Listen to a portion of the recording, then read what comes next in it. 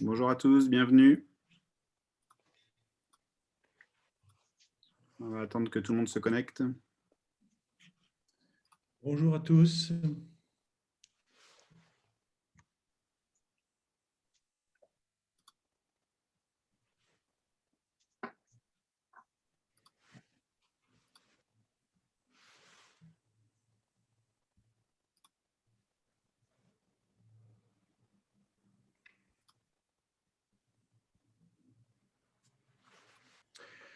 Bonjour à tous. Donc, nous allons avoir une intervention de Bernhard OTT sur la formation ministérielle avec environ 3/4 d'heure, 1 heure d'intervention et ensuite un temps d'échange. Donc, la réunion se terminera à 12h15. Merci à tous ceux qui nous envoient des petits messages dans le module conversation.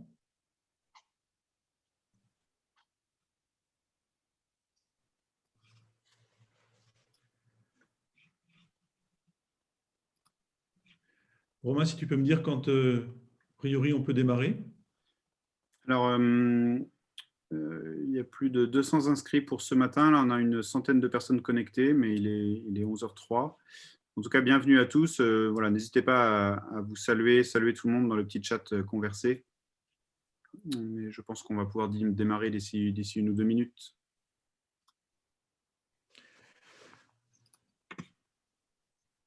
Je vois qu'il y a aussi des frères ou des sœurs de Martinique. Yes, great.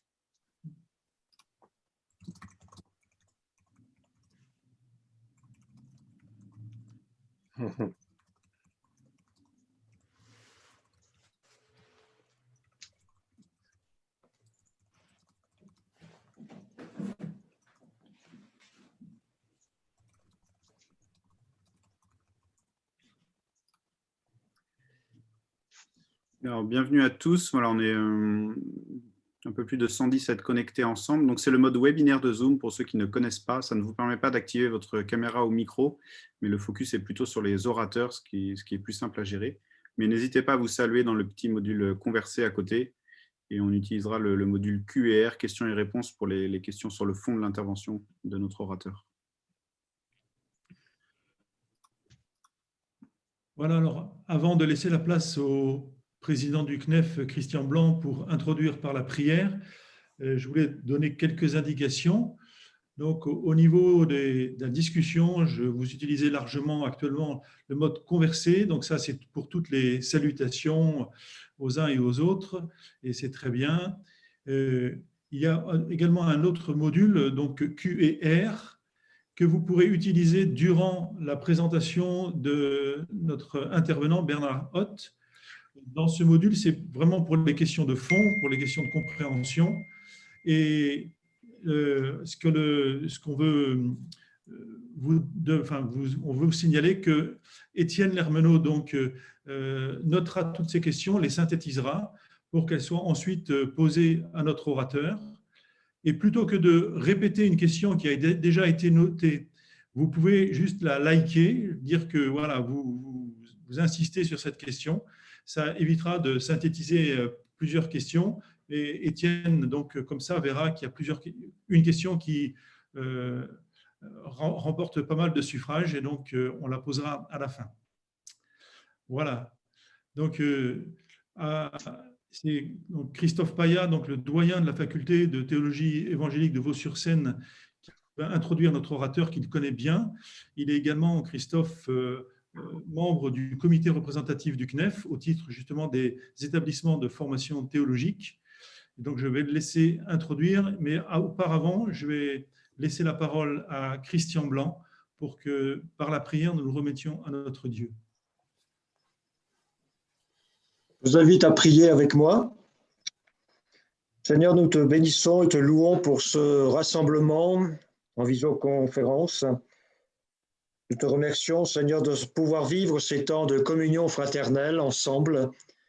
Et nous voulons nous placer sous ton regard, au bénéfice de l'action de ton esprit, son inspiration et de ta sagesse. Nous te remercions, Seigneur, pour cette communion fraternelle et ses bienfaits. Et nous croyons qu'elle peut être encore pour nous en cette matinée l'huile bienfaisante ou la rosée bienfaisante qui descend sur nos âmes, mais aussi sur nos pensées, sur notre intelligence, pour la renouveler. Nous te remettons dès maintenant notre intervenant et te prions de le bénir, d'être avec lui, de l'accompagner dans ce qu'il va partager avec nous. Te prions d'être avec nous à son écoute, que notre intelligence soit ouverte, que nos pensées soient disponibles, que notre cœur soit disponible.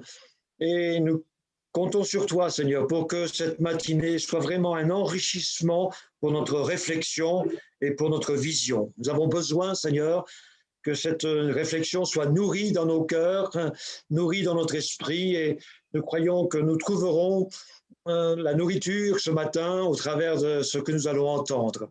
Nous voulons faire nôtre cette prière du roi Salomon. Seigneur, donne-nous un cœur attentif, un cœur à l'écoute.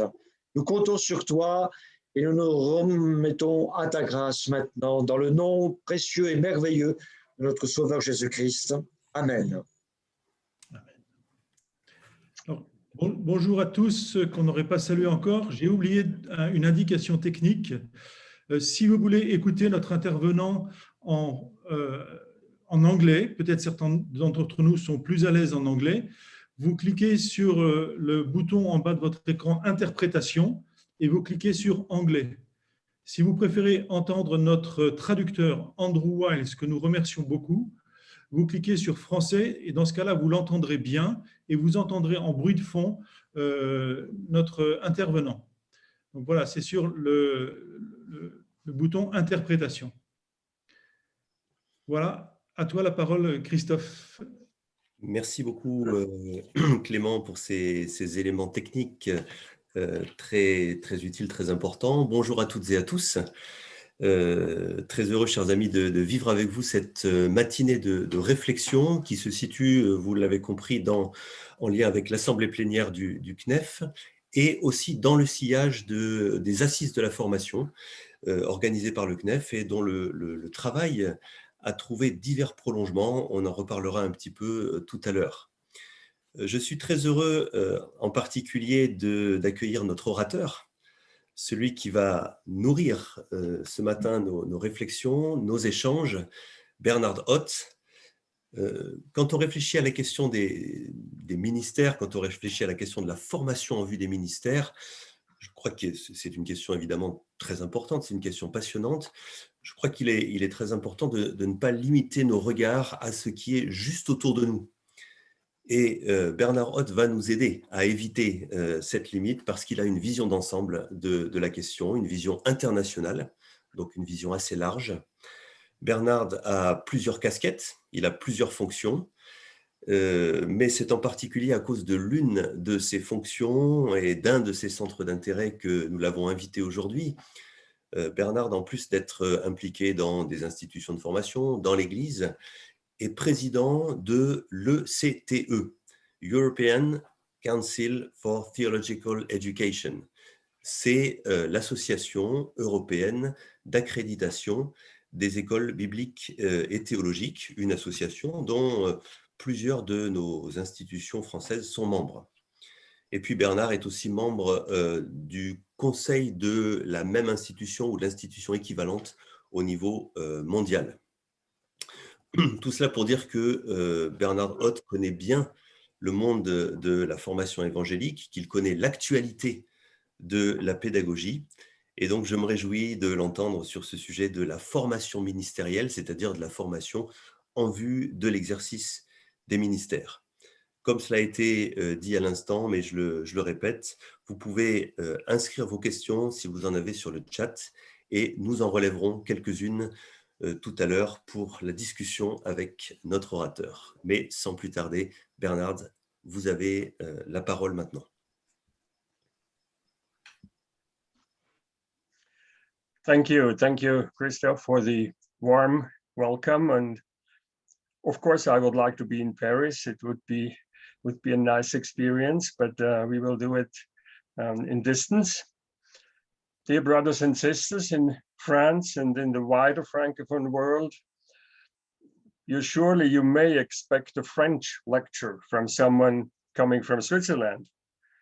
But I have to confess that I've been immersed in English-speaking contexts many years, and and I've not sufficiently practiced my French. This is why today I'm addressing you through an interpreter, and thank you very much, Andrew, for doing this. It is a privilege and an honor, at the same time, a challenge to talk to you today on the theme ministerial formation, one of the challenges of theological education for the evangelical world.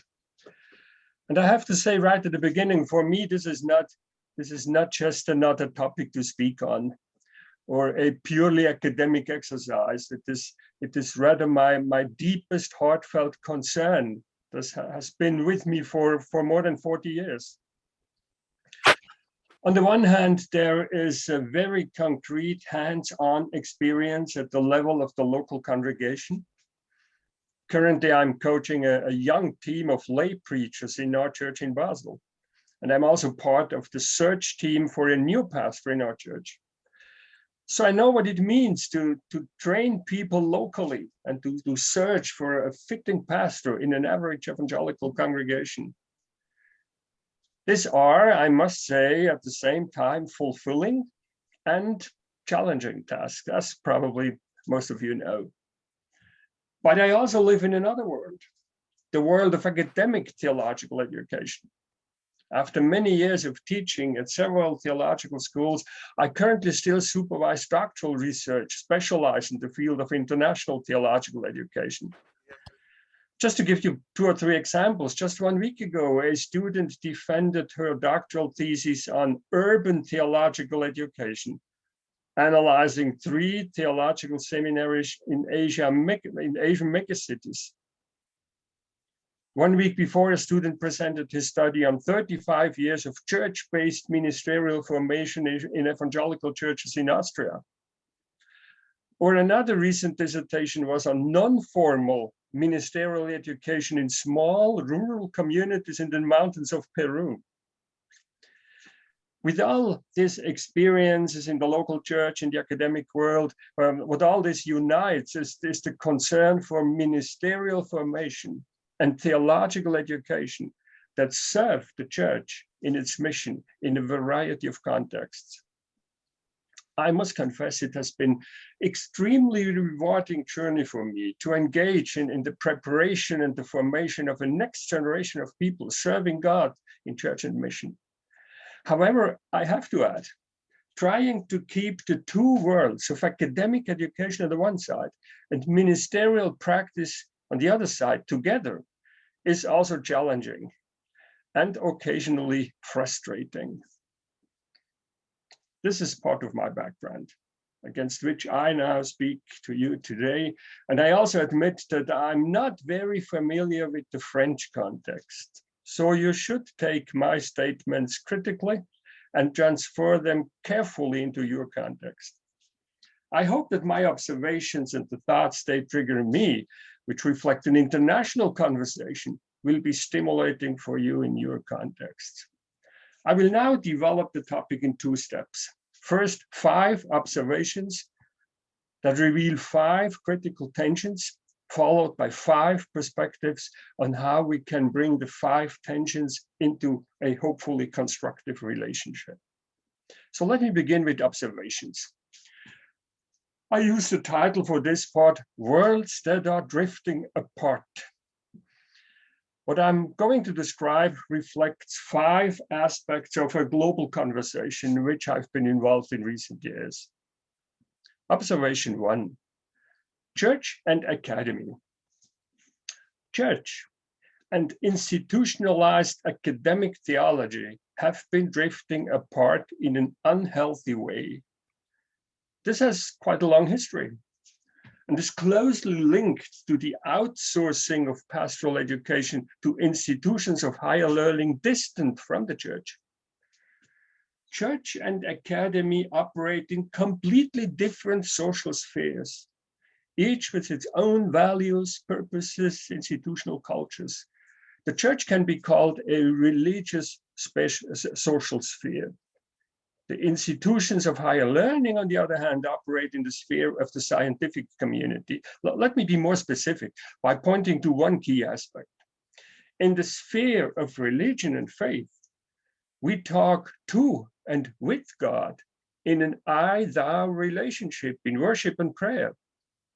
And in the academic sphere, we talk about God in an I-it relation in distant reflection. These are completely different worlds.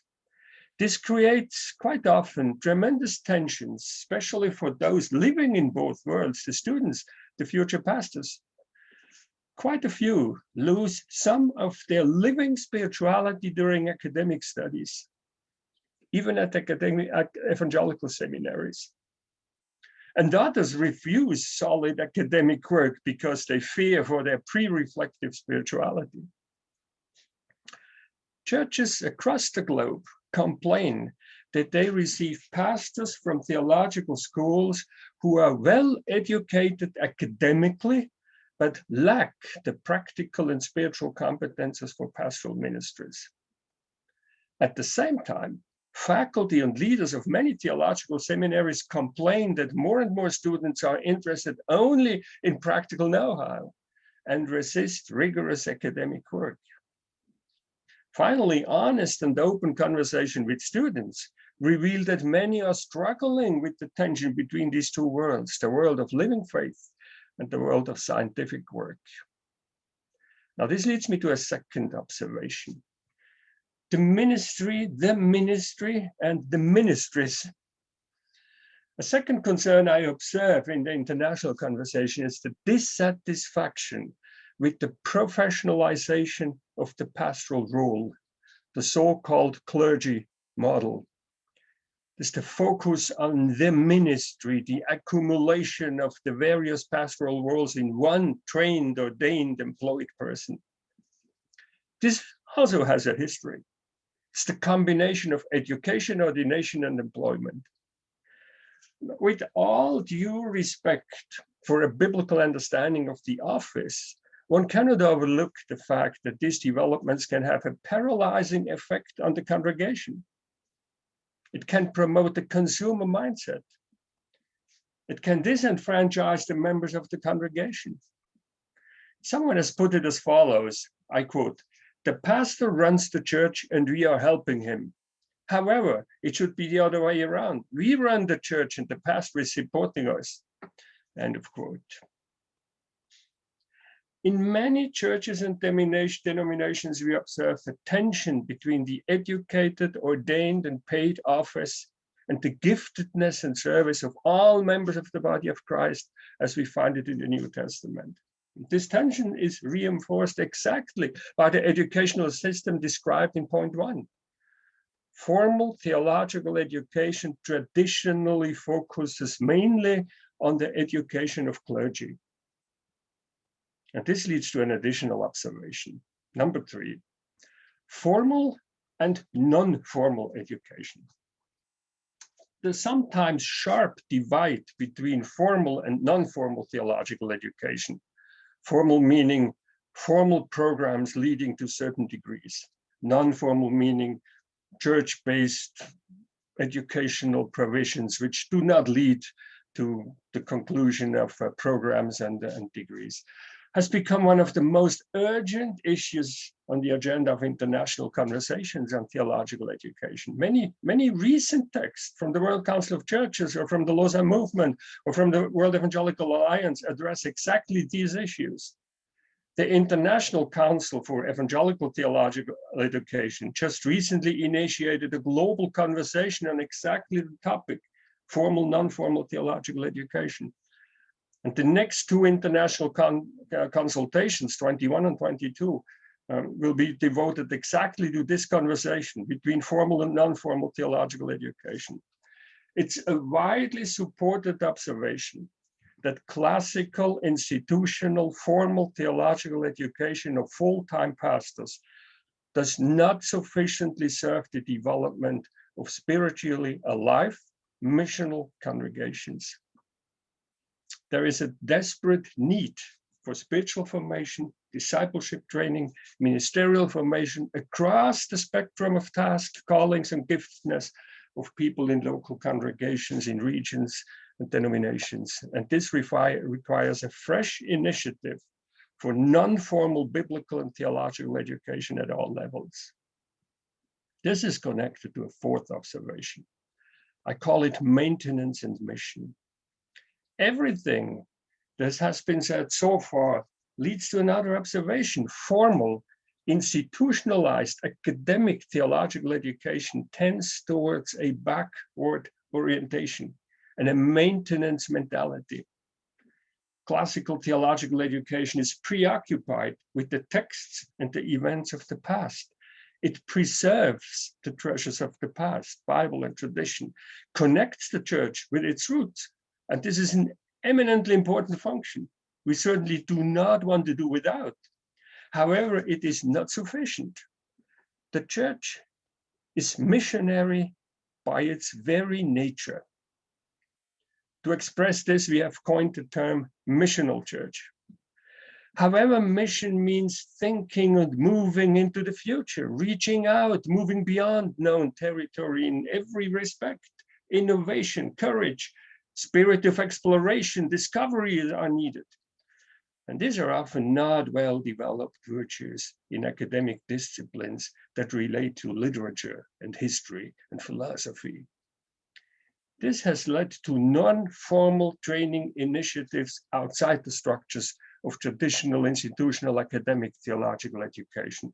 Such non-formal educational opportunities provide the spiritual, the practical, the missional impulses a young generation desires and needs in order to live their faith innovatively, creatively. Unfortunately, we observe a growing gap between these two strands of ministerial education, often with little interaction and not infrequently with a high degree of mutual mistrust. And finally, a fourth observation. I call it the secular and the sacred. Traditional theological education and ministerial formation, formal as well as non-formal, have mainly focused on churchly activities. The discipline of practical theology provides the framework, focusing on preaching, on counseling, on worship, on Christian education, on church leadership, perhaps evangelism. The preparation of every member of the church for a Christian life lived in the secular world was often not on the radar. Of course, it has always been expected that Christians should also act in a Christian way outside the explicitly Christian context. But they were not specifically trained for this. It was just assumed that church services and sermons on Sunday morning would, so to speak, automatically lead Christians to act in a Christian way in business on Monday. This is challenged around the world. Many Christians are seeking training for a Christian conduct of life in the secular world in an increasingly multi-religious, secular, post-Christian environment. And this goes beyond the level of personal ethics. It's the desire to understand worldviews and religions related to everyday life in family, workplace, society. All areas of life need to be interpreted from a Christian perspective. In education, in politics, in business, in science, technology, media, medicine, and many more. More and more Christian professionals are seeking a deeper theological understanding of the world and all dimensions of culture and society in the middle of their lives and careers. They don't want to become pastors. They want to remain school teachers, medical doctors, engineers, farmers. They want to think and act theologically in their fields of secular professions. What sort of education do we provide for these people as churches, as denominations, as theological schools? I leave it with these 5 observations and the emerging tensions. And I would like to just briefly point out some perspectives into the future under the heading perspectives towards creative tensions. This title already indicates the direction in which I will go. I do not advocate an either or. either academic or non-academic, either formal or non-formal, either maintenance or mission. I also do not propagate a from-to philosophy, from institution-based education to church-based training, or the from one ministry to the multiple ministries of all believers, or from the sacred to the secular. My vision is, and my hope, that we move beyond unhealthy polarizations toward creative tensions. Now, what does that mean? Let me outline 5 perspectives. The first one, towards partnership between ministerial formation and academic theology. I'm convinced we need a fresh, open, and honest conversation between the church and the academy. There is a lot at stake. The Austrian Catholic theologian Clemens Sedmak just recently put it in this way: one cannot help feeling that there is a missing link between the university and the parish. To participate in the discussion of scientific theory and to find words of pastoral care at the same time is in many ways an overwhelming demand. The territories of the 2 cultures are somewhat firmly marked out. Academic life and pastoral life require not only 2 pairs of shoes, but also 2 different rucksacks. For it is very difficult to climb the mountain of pastoral care with the full rucksack of dogmatics. The result is, he says, first of all, the loss of orientation. To put it in a nutshell, dogmatics without pastoral care is empty, and pastoral care without dogmatics is blind. And he concludes, an empty or blind theology is a luxury we do not want to afford. End of quote. I'm convinced that this is not only true for the Catholic Church. What can you do? Let me give a few suggestions.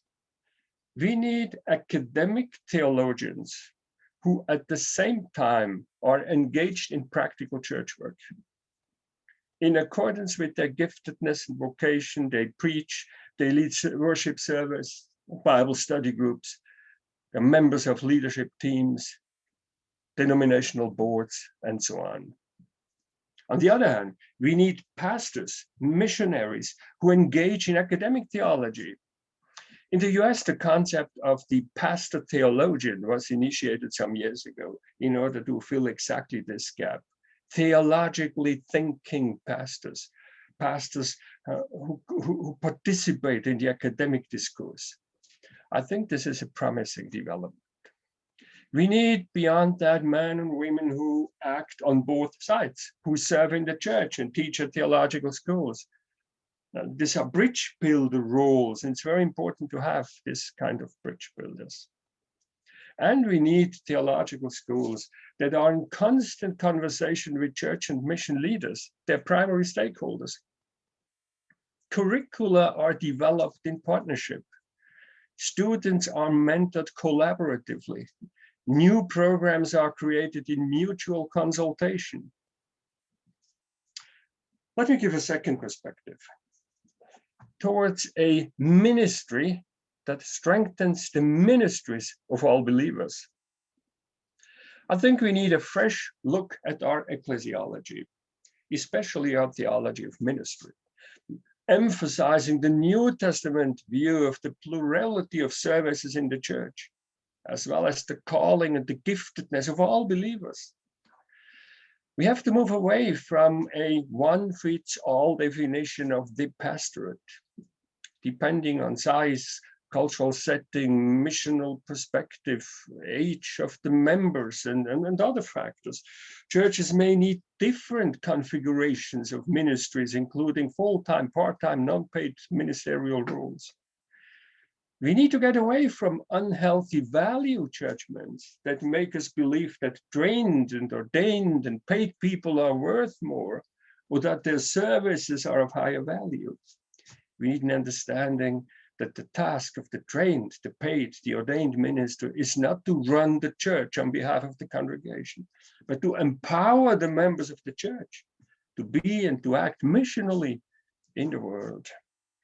This will have an impact for the educational provisions we offer. And this leads to formal and non-formal education. And this is my third perspective, towards connecting formal and non-formal theological education.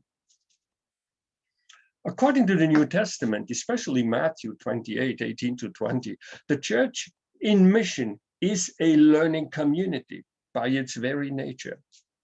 This calls for multiple educational opportunities at all levels. Formal and non-formal configurations of education should not stand in unhealthy competition, but work cooperatively for the benefit of the entire church, locally, regionally, denominationally, interdenominationally. The church as a whole needs formally trained theologians at all levels, but not every congregation may need a formally, fully trained pastor. Formally educated theologians are not called to play the role of experts who occupy and even protect their teaching positions, but act as teachers and facilitators in non-formal and church-based training provisions in order to empower the entire body of Christ. In most societies today, it has become a reality that people follow very different educational journeys. There are no longer standard biographies. Lifelong learning beyond initial education is a standard today. Many people change their professional occupation and start new careers. They seek further education, want to study in new fields.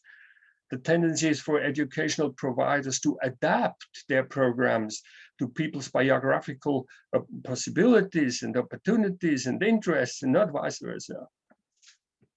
This leads to diversity and flexibility in education. And this kind of adaptability is also needed in the church and in churches and denominations, and in the cooperation with the institutions of theological learning in order to provide the programs the churches and the people in the churches need at all levels and in all formats. Now, this leads to a fourth perspective, towards creative tension between maintenance and mission. All this leads to more fluidity, diversity, complexity in the educational landscape. All the more reason to achieve a creative balance between continuity and discontinuity. In theological terms, between tradition and innovation, between maintenance and mission. Those who emphasize the rootedness of the church in scripture and tradition need constantly be challenged by those who move off the map of traditional practices and beliefs with missional intentions. And those who explore new territories of Christian spirituality and fresh expressions of church need to stay in solid dialogue with those who study the Bible and the Christian tradition with rigor. Missional theology theologizes with two agendas.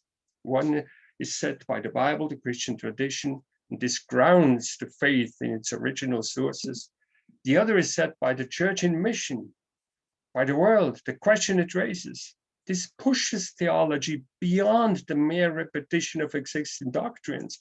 It calls for an ongoing reformulation of the Christian faith in new contexts, in new challenges.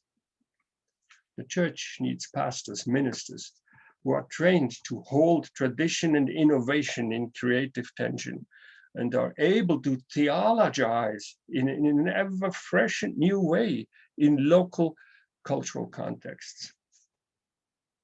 And this finally leads me to a fifth perspective, towards mutual inspiration between the secular and the sacred. We need theological institutions and church-based initiatives that provide appropriate theological education focusing on the intersection between the Christian faith and the many social, professional, political spheres of life in a given cultural context. In other words, we need public theologies which address the agenda of the world and empower the members of the church to act with courage and in a reflected manner in the public spheres of their everyday lives, their professions and activities. For that purpose, we need theological education at all levels that broadens its perspective from an internal agenda of the church, just focusing on preaching, teaching, and the church ministries, to mission, ministry, and marketplace, to the public sphere. Let me come to a conclusion. Dear brothers and sisters, together with many others around the world, I'm convinced that we need a paradigmatic shift in theological education. This is not a new call. Already in the 1970s, Leslie Newbegin commented on the Western initiatives to bring theological schools in the, at that time, called Third World, to bring those schools up to the level of Western theological education. And in this context, he writes, I quote, "It was not just that the theological schools of the Third World needed to be brought up to the best Western standards. It was the questions whether these standards really are the best, whether the models of ministerial formation accepted in Europe and North America are really the right ones for the Third World."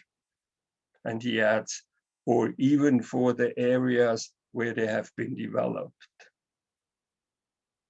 Since then, countless publications have been written calling for a renewal of theological education.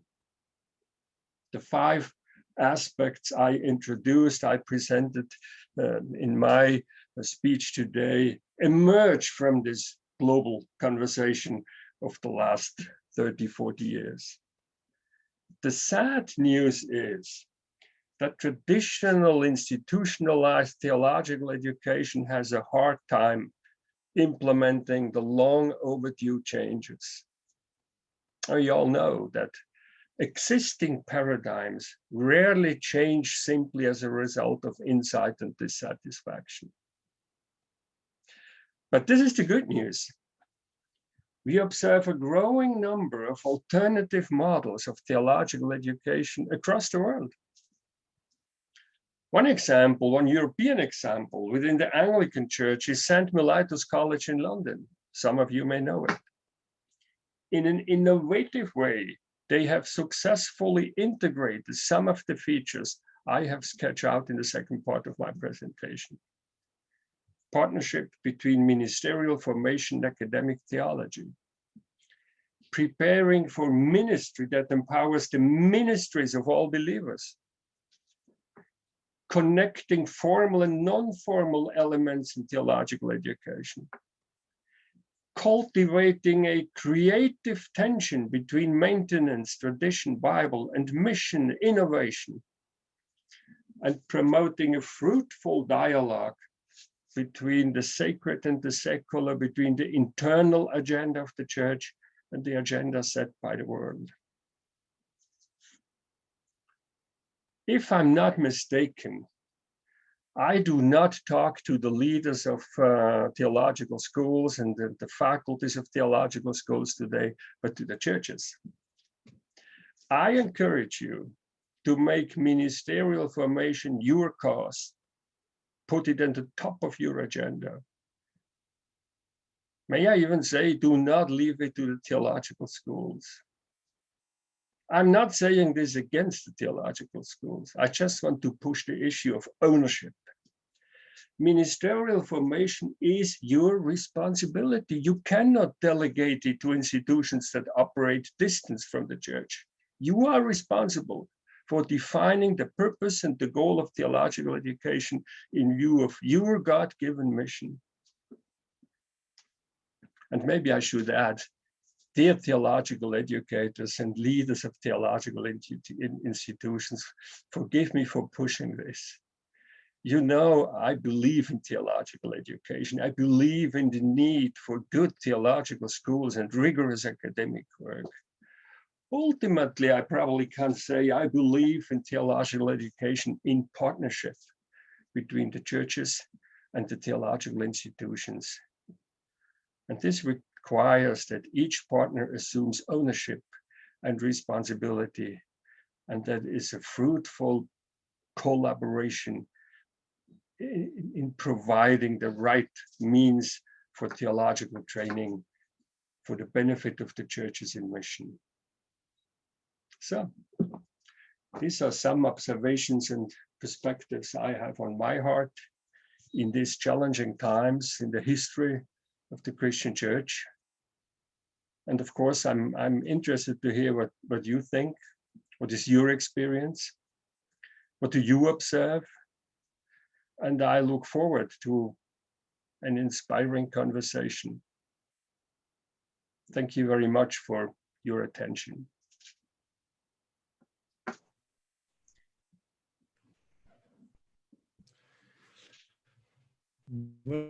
Voilà, un grand merci à notre conférencier Bernhard OTT et aussi à notre traducteur Andrew Wiles.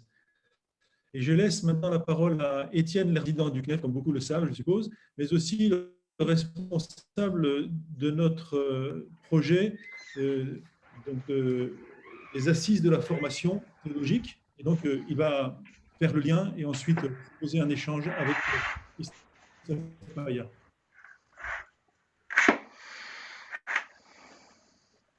Alors, bonjour à tous. Est-ce que vous voyez mon écran partagé ou pas? Oui, on le voit. Vous le voyez. Alors, je voudrais le mettre... Voilà. Je voudrais simplement vous signaler et faire suite à ce que Christophe PAYAT a dit tout à l'heure, l'intervention de Bernhard OTT, la formation ministérielle qu'il vient de vous donner, s'inscrit dans un processus qui s'appelle les Assises de la formation. Et c'est ce processus-là dont je voudrais vous dire quelques mots. Il a été lancé en mars 2020. Il pourrait, mais la date est moins précise, trouver un premier terme en tout cas dans une deuxième session en mars ou avril 2022. Et il s'organise actuellement entre ces deux moments en 3 thématiques de réflexion et de travail qui s'appellent la vocation d'un côté, la formation continue de l'autre et les relations entre union d'église et institut de formation.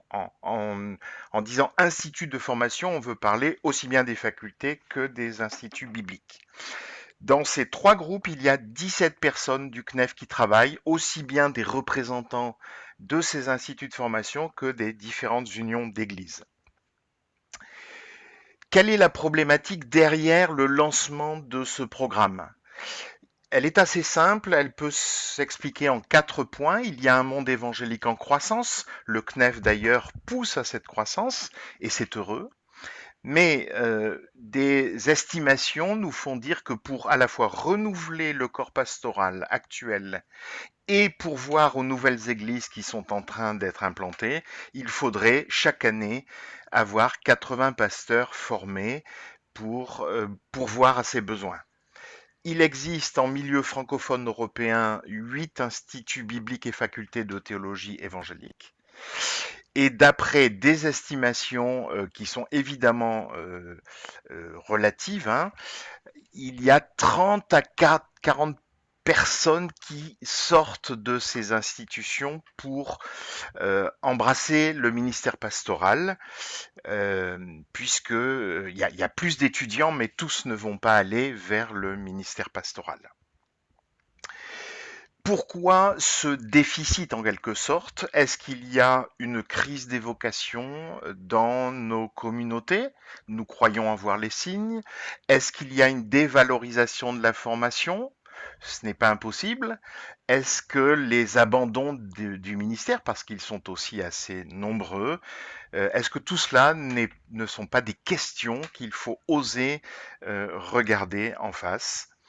Et au fond, l'objectif des assises de la formation, c'est ensemble, union d'églises, instituts de formation et toutes sortes d'organismes impliqués dans des formations formelles et non formelles, oser nous remettre en question, chercher des synergies possibles pour mieux travailler, et puis apprendre ensemble à mieux former. Alors je précise, le CNEF n'a pas vocation à faire une sorte d'uniformité, mais plutôt d'engager chacun avec l'appel qu'il a reçu à donner le meilleur pour contribuer à la formation, en l'occurrence ici des cadres des églises. Le rendez-vous que nous vous donnons sera pour la deuxième session des Assises en mars ou en avril 2022 et nous devrions assez rapidement pouvoir vous transmettre des dates à ce propos. Je vous remercie.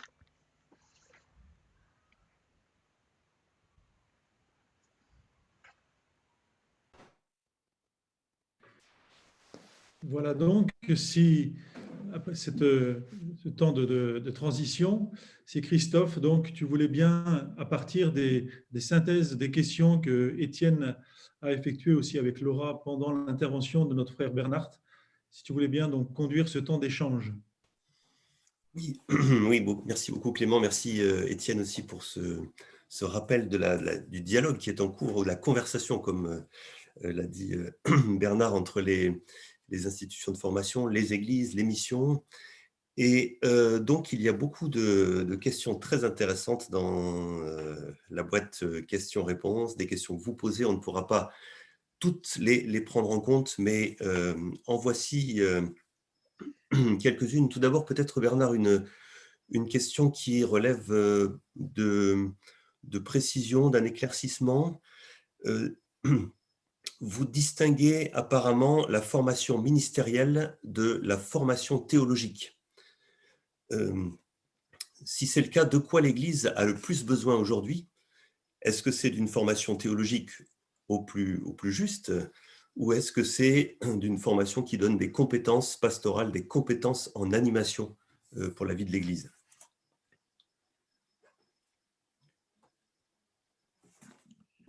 You want me to respond to this now directly? Yeah? Okay, good. Yeah. Oui, tout à fait. Oui, merci beaucoup d'avance. Yeah, good.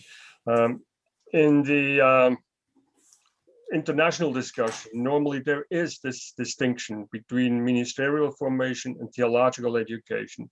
Theological education has its home more in the context of the universities, and it studies the subject of Bible, church history, dogmatics, and so on. It's not necessarily the training of pastors. In some countries, this is still very much the case. It's certainly the case in the German-speaking world. When a Reformed pastor or Lutheran pastor in Germany or Switzerland wants to become a pastor, he studies 5 years theology. But theology at the university is not ministerial training. So after he or she has completed the 5 years at the university, that person can go into the second phase of pastoral training to become a pastor of the Reformed or Lutheran Church. Of course, we have the other type of schools, church-based, church-related seminaries, where the focus is particularly on training pastors. Especially in the US model, this is the classical Master of Divinity track, where you are prepared as a pastor. So the practical is somehow integrated with the theological. But you know, in different cultures, this may be a slightly different configuration, but I find it helpful to have this separation. Are you training for pastoral ministries, or are you studying theology as an academic subject, which may help you later to become a pastor, but it does not include preparation for the pastorate?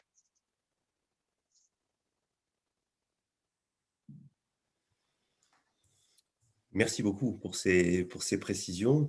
Vous avez évoqué plusieurs acteurs de la réflexion, notamment les églises, les institutions de formation. Il y a le modèle spécifique des instituts bibliques. Est-ce que vous pourriez le situer dans votre réflexion?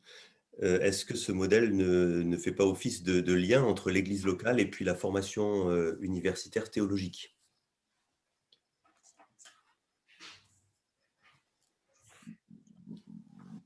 You talk about the Bible schools. Bible schools, Bible institutes, yes. Mm-hmm. Yeah, okay. Yeah. Again, I speak in a more general way. You have to apply it to the French situation. The so-called Bible school movement grew out of the mission movement, and it's quite often not really strongly linked to the churches, but it's more the individual.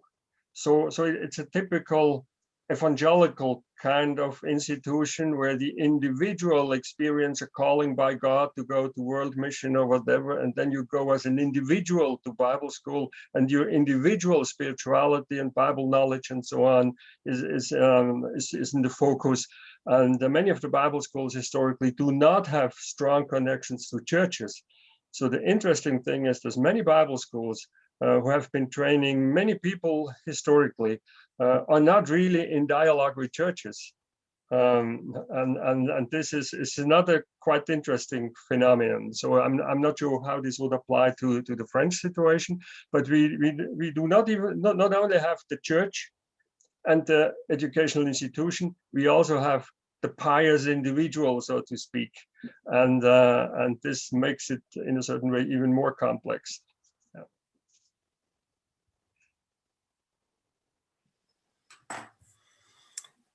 Merci beaucoup. Une question sur le rôle des pasteurs. Vous avez évoqué le modèle du pasteur théologien.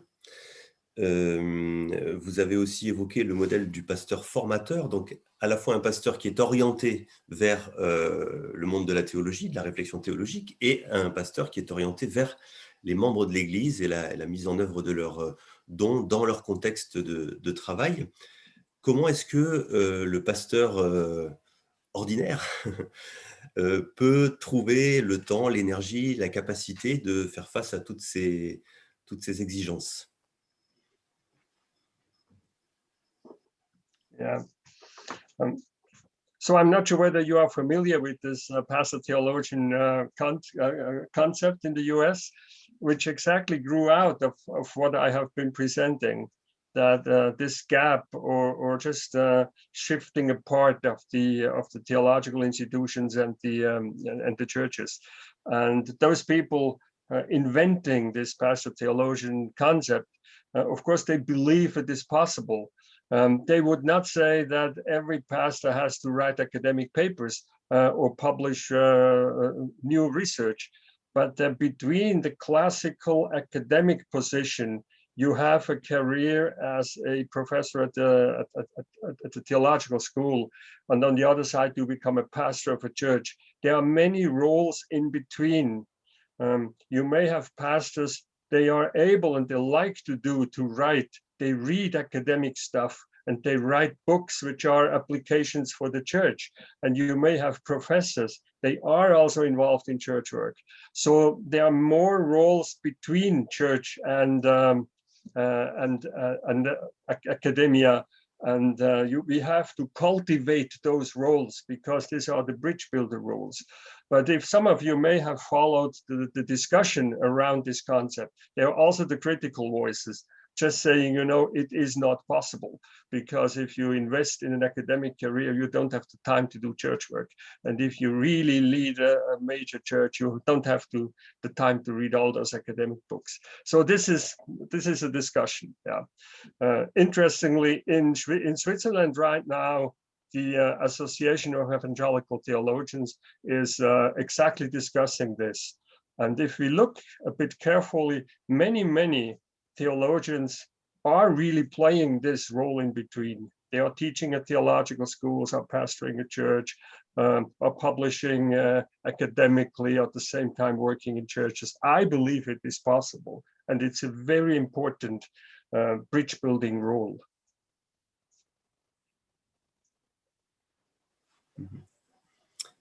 Merci beaucoup. Vous avez évoqué cette idée très intéressante de la formation des frères et sœurs chrétiens qui ne veulent pas devenir des pasteurs, mais qui veulent, dans leur métier, pouvoir vivre en chrétien, témoigner en chrétien, réfléchir en chrétien et être plus efficaces dans leur travail d'église. Est-ce que vous pourriez nous en dire un petit peu plus? Quelle forme pourrait prendre cette formation à destination des chrétiens des églises? Et puis, comment faire pour que les pasteurs se conçoivent comme justement des formateurs de ces chrétiens? Yeah. Now, this is really a very interesting development. And I mean, even looking back several decades, I studied in the US for my master's degree in one of the Mennonite universities in the early 1980s. And if I'm correct, about half of our classes were students studying master level, not intending to become pastors, but engineers, business people, medical doctors, because they felt I need some theological competences in order to work in the hospital. There has something to do with anthropology, with or human worldview, and so on. And already at that time, I found this is very significant, because the traditional theological education has focused on the inward ministries in the church and not on training people at a higher level for the ministries in the world. And of course, over the last 30, 40 years, programs have been developed. I guess the phrase I used, mission, ministry, and marketplace, was coined 20 years ago. I'm not even sure, by London School of Theology or Fuller Theological Seminary or whatever, I can't remember. But just to bring it together with these three terms, we are not just training for classical ministry and mission, we are training for ministry, mission, and marketplace. And I think if you look at many schools around the world today, they offer programs. Depending on the national structure of theology of education, you may even have the opportunity to enter at a master's level with a bachelor's degree, not in theology, which makes it for some people even more attractive. You know, if you have a leadership role in a business and you want to think theologically and you have to go to the first year of a Bible school, this is in a certain way the wrong place. You should have a place where you can interact with people. They have already done some academic work and so on. Now, who's going to teach this? This, of course, needs also at the level of faculty, people who live in both worlds. And again, depending on cultural situation and country, we do have those people who have worked in secular professions and studied theology as a second career, and have lived in both worlds. And you ask people coming from sciences, from medical context or whatever, and teach in these programs. So I think faculty are available who could do that and can do that.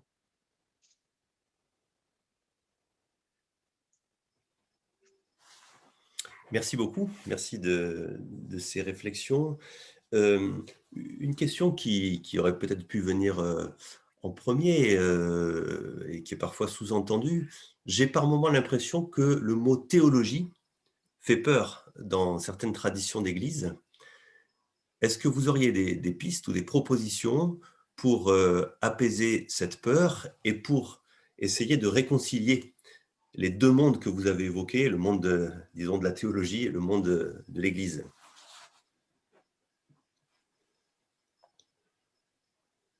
Yeah. I mean, the term you use probably has to be in relation to the specific context and language and so on. But of course, I mean, coming from an Anabaptist tradition where we didn't have any sort of formal theological training in the generation before me, so I'm representing the first generation, even going for some sort of Bible school training or theological education. So I guess I'm aware of what you're talking about, and in a certain way to win people. And now I'm talking personally. It is very important to to demonstrate, to show the value of good theology. My experience, it's not a matter of arguing. If I try to win grassroots churches and church leaders in church planting situations or in traditional communities, and I just want to argue how important theology is, they need to see what is the benefit of solid biblical understanding, training, even knowing the biblical languages, knowing the history of theology. What is the benefit of it? So we have to show the output and the outcome. And I think people start to realize how important it is.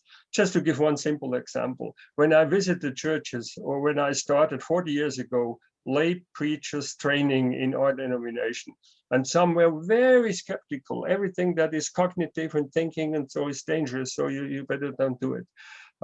And I remember quite often in such seminars, I just talked about the Bible translation they use. What is behind the Bible translation?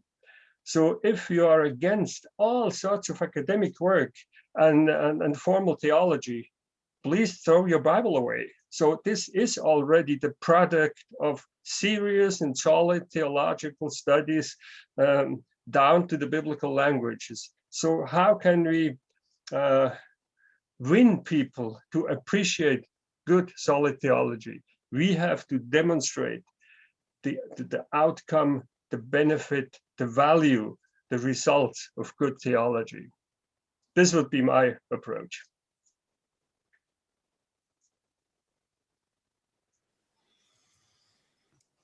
Merci beaucoup. Vous avez utilisé cette expression intéressante de tension créative entre les unions d'église, entre les instituts de formation et dans notre contexte, nous pourrions même ajouter avec le CNEF également, puisque le CNEF actuellement travaille sur cette question de la formation. Est-ce que vous auriez des idées pour nous aider à faire vivre davantage cette tension créative? Quels sont les lieux dans lesquels ces différents groupes peuvent se retrouver? Et une question qui va avec, est-ce que les lieux de formation continue ne seraient pas justement ces lieux où peuvent se retrouver des enseignants de théologie, des pasteurs, des responsables d'église pour une discussion qui irait dans ce sens de la tension créative?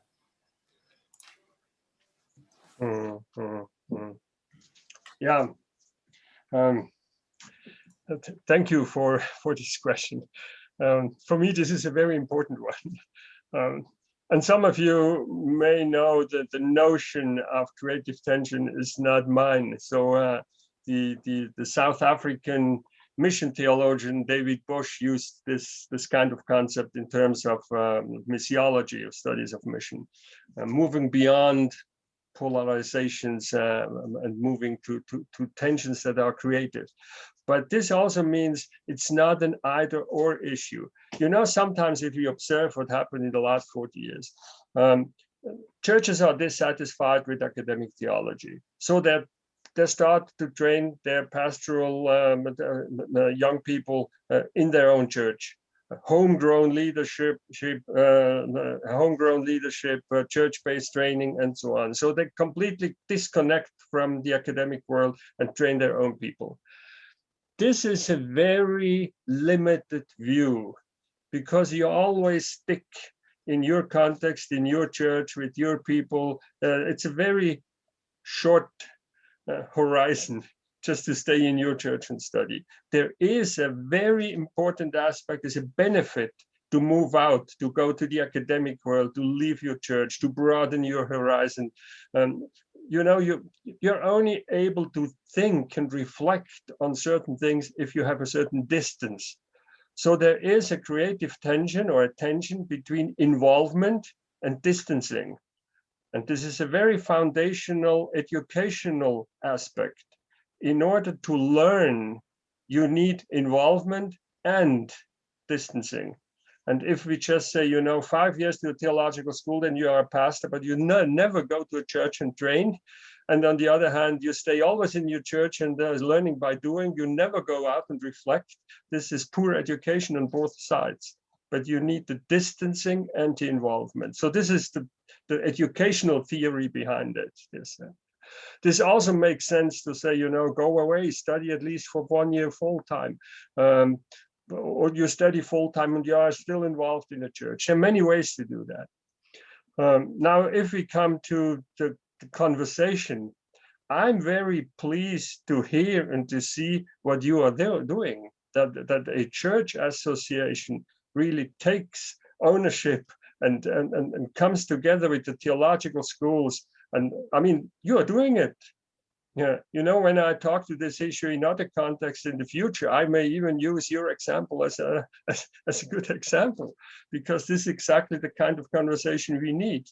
And this goes down to the very practical level of how we do theological education. What is the purpose of theological education? Now, if only, so to speak, the academics define the purpose of theological education, it's often too academic. And if only pastors define the purpose of theological education, it's often too much how to do. But if we are in conversation and we define together what is the purpose of the training, the education we have, then it comes to curricula. What really should be in the curriculum? We define the curriculum together. It's a joint work to define curricula. And of course, it's not the same. There are two entities, academic world and church world, but it can be, it should be a creative tension, which really helps us to move ahead beyond just blaming each other or whatever sometimes can be observed. Does that make sense? Oui, merci beaucoup. Merci beaucoup. Je me permets de rebondir sur cette question parce que un de nos auditeurs me signale qu'il y a un autre partenaire de cette tension créative que j'aurais dû mentionner, et je m'excuse de cet oubli. C'est ce qu'on appelle les œuvres en français, c'est-à-dire les missions, les associations chrétiennes. Tout ce monde très dynamique, très vivant, très actif. Est-ce que vous avez une réflexion à propos de la place de ces missions et associations dans le dialogue à propos de la formation? Yeah, I mean, definitely. So there's not just the church and the educational institution. There are other organizations and mission agencies, charities, and so on. And I mean, they are part of the conversation as well, sure. The interesting thing is that even at the secular level of quality assurance and accreditation, this is the standard today. So now, talking from the perspective of the leader of an accrediting agency, this is part of European standards in higher education. If any university or any higher education institutions develops a curriculum, the stakeholders has to be at the table. So normally these are certain professions. You train engineers, so business people have to be at the table. Students have to be represented at the table. So all stakeholders have to be part. Education has become a collaborative effort. There are not the academic specialists who know what everyone needs. But we come together and all stakeholders define what is needed and how can we do it best. So yes, all these stakeholders, including students, including graduates, including pastors who know what the training used to be in the past, have to be part of the, this is even at the next level. As a European accrediting agency right now, this month, we go through the accreditation process as an accreditation agency, so that we become a European recognized accreditation agency. And it's the same questions. We have to have all the stakeholders around the table if we define what we are doing. So this has become common practice even outside the church.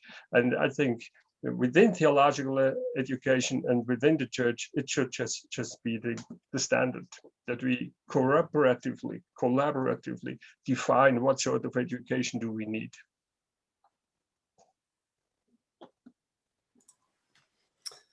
Merci beaucoup. Une question, s'il vous plaît, qui pourrait concerner dans un sens surtout les écoles de formation, mais qui relève, comme vous l'avez suggéré, de la responsabilité de tous. Le profil ou le recrutement des enseignants des écoles bibliques et théologiques. Est-ce qu'il vous paraît important, est-ce que certains critères vous paraissent importants? Est-ce qu'il est important, par exemple, qu'ils aient une expérience, on va dire, séculière, entre guillemets, hein, c'est-à-dire une expérience professionnelle en dehors de l'Église ou de la théologie?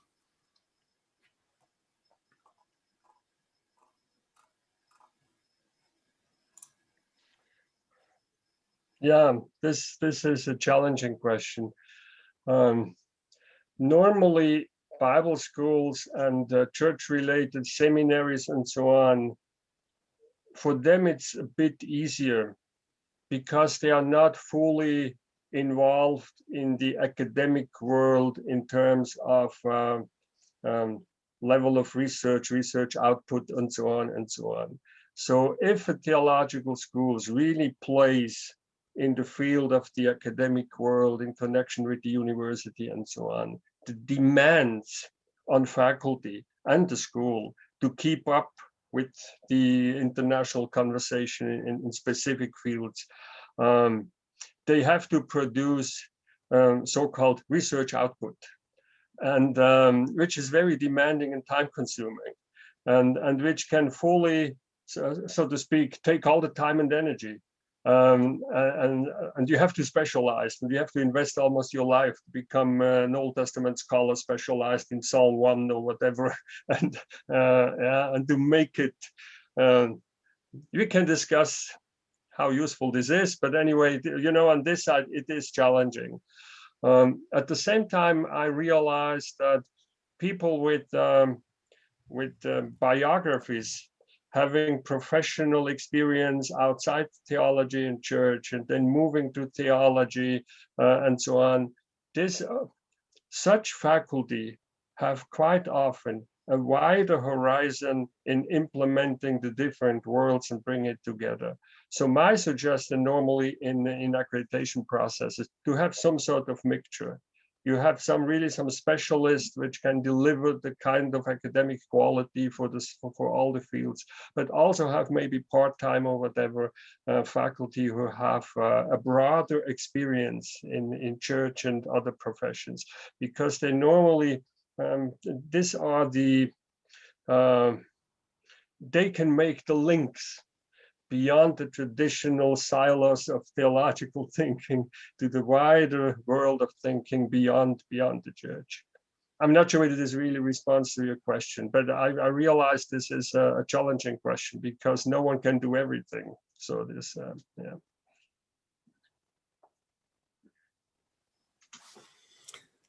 Merci beaucoup aussi, la réponse est très instructive, très intéressante. Merci beaucoup pour tous ces éléments. Il y a d'autres questions, mais malheureusement, nous n'allons pas pouvoir aller plus loin. J'ai essayé par moment de regrouper plusieurs questions, mais c'est un dialogue qui va se prolonger hein, au niveau du CNEF, qui existe aussi au niveau de la plateforme des écoles bibliques et théologiques francophones, qui s'appelle Unfac. Et donc qui va se prolonger également dans les églises, dans les écoles. Merci beaucoup à notre orateur, merci beaucoup Bernhard de nous avoir consacré ce temps et de nous avoir fait part de votre expérience et de votre expertise dans ce domaine. Et je vais rendre maintenant la parole à Clément pour la suite des événements. Merci Christophe, merci beaucoup Bernhard pour cette très intéressante intervention. Et j'allais dire, je transmets la balle à Etienne LHEREMENAULT en tant que responsable de cette dynamique et des assises de la formation parce que je pense que beaucoup d'éléments que nous avons reçus aujourd'hui et beaucoup de questions sont directement liées aux problématiques qu'on essaye de traiter et qu'on veut traiter avec, bien sûr, tous ceux qui le veulent dans le cadre des Assises 2022. Merci encore. Je bénis le Seigneur d'avoir vraiment répondu à beaucoup de questions ou ouvert aussi beaucoup de chantiers.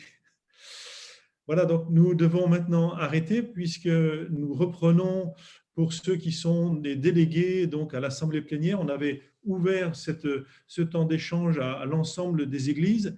Et pour cet après-midi, c'est donc le temps réservé aux délégués des unions d'églises et aussi des œuvres pour l'Assemblée plénière, ainsi que les délégués départementaux qui sont invités aussi à ces assemblées plénières. Nous reprenons nos travaux à 13 h. Et voilà, on avait donc poussé un petit peu cette journée dans la deuxième partie de journée pour que nos amis et frères et sœurs des dom-tom puissent nous rejoindre. Je crois que j'en ai vu quelques-uns et c'est la raison pour laquelle on a des horaires un petit peu décalés par rapport à nos habitudes métropolitaines. Mais on est vraiment content que par cet outil du Zoom, on puisse avoir plus de communion avec nos frères et sœurs des différents départements ou territoires d'outre-mer. Voilà, donc rendez-vous à 13 h pour tous les délégués des unions et des œuvres. Et nous démarrons donc l'assemblée plénière proprement dite à ce moment-là. Voilà. Entre-temps, bon appétit à chacune et à chacun. Et que le Seigneur vous bénisse tous. Et merci encore aussi au traducteur Andrew pour ce travail remarquable. Voilà. Merci encore aussi à Bernhard OTT. Au revoir à tous. Thank you. Bye bye. Merci beaucoup.